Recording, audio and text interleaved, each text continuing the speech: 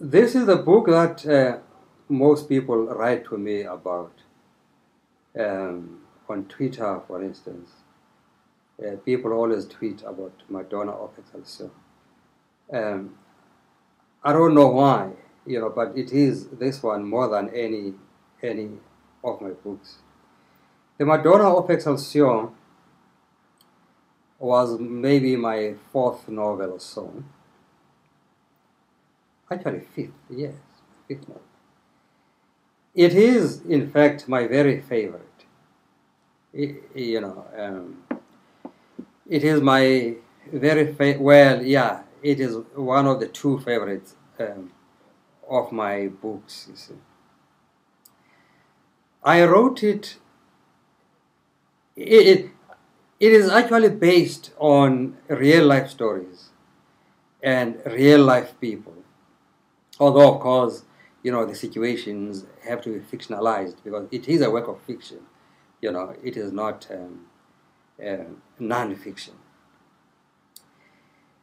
How it came about was that one day I was sitting in my house in Johannesburg, and I remembered that when I was at high school in the 1960s, I was at high school in Lesotho. There was a big scandal that broke out in the Free State,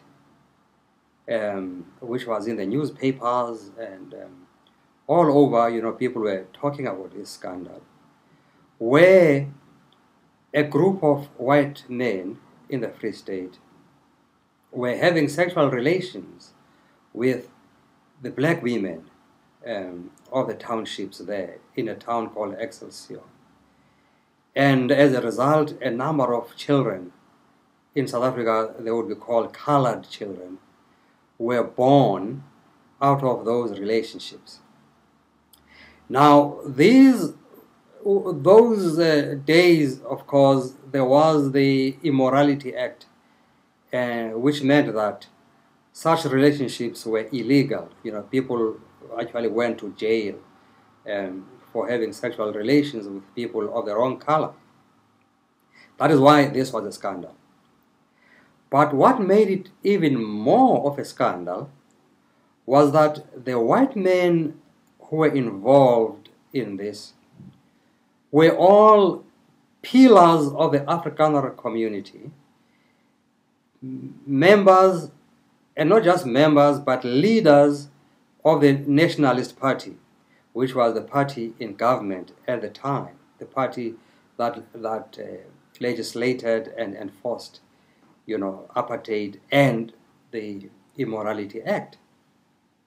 So, the fact of that hypocrisy then, made this more of a scandal, to the extent that actually, some of those Afrikaner people committed suicide, others attempted to kill themselves and so on. Some, were religious leaders there, and so on. So, when then I sat in my house and remembered this scandal, I asked myself, I wonder what happened to the people of Excelsior. What happened to those black women? What happened to those Afrikaner men? What happened to their children, the so-called colored children, in the new South Africa? Remember now, things had changed, but I was keen to know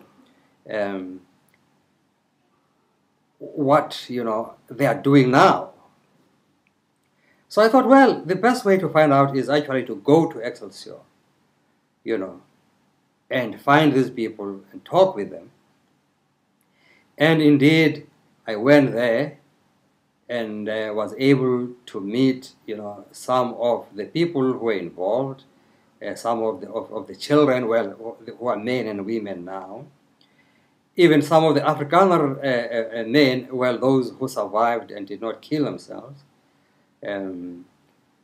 I met an old man with one eye, who did try to shoot himself, but was quite inept at at it and survived. And some of them were quite willing to talk, you know, and so on.